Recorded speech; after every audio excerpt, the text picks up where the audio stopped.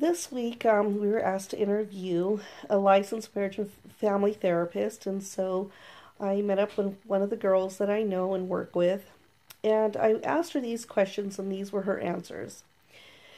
Do you think MFTs are more likely to upcode or downcode when they use a DSM-5?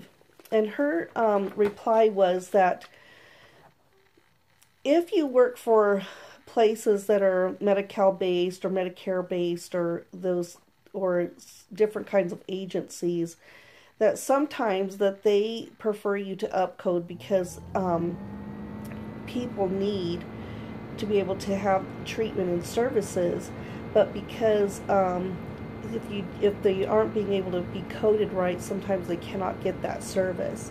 And so some agencies will have you upcode even though they're not supposed to.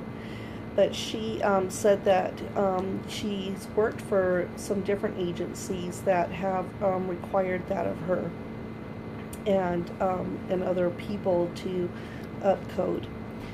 She said that, but she decided to go into private practice, and she went, and she doesn't have that need to upcode, or she says, or down code, that you just code, because it's not as stringent as it is in Medicare-based programs.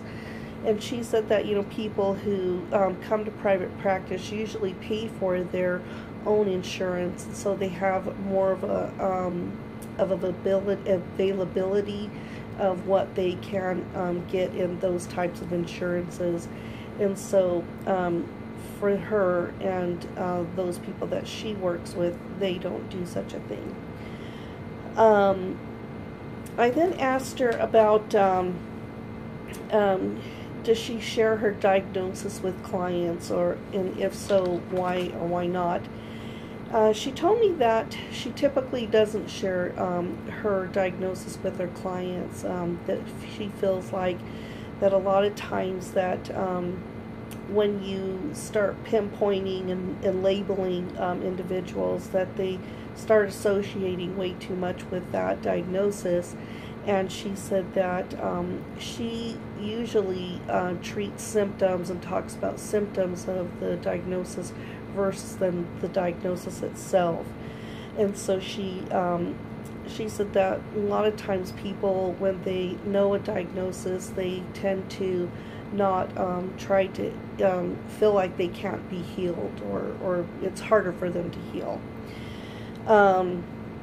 Then I asked her about about if the Catholic diocese contacted her with the signed release asking for her to release records to her. She said that she would not release any records. She said not if she was blindsided like that. She said that that's just not something you do for HIPAA laws. She said that typically what happens is if a clergy of some sort is going to contact you, most likely the client will forewarn you, and you can have all of those papers signed and done for yourself. And then when they do call it, that is already taken place. And so it's typically that's how it usually works.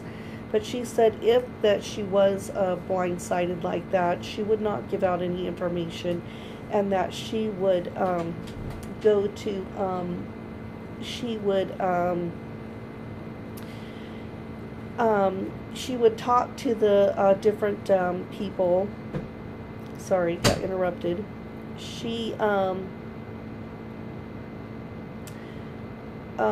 said that she does believe in private consultation, and that she's okay with that, and she favors it because the more resources you can add into someone's life, usually the better off they have. And some religions are really good about helping their different perspective people. The other question I asked her was, are there any issues as it relates to assessment, diagnosis, and treatment, and following the code of ethics that you are particularly aware of? as they seem to come up more frequently than others.